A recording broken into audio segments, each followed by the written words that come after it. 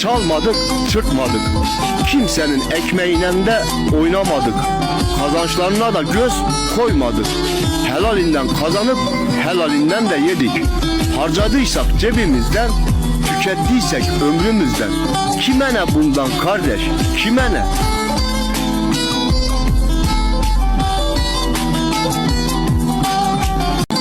Çalmadık, çırpmadık.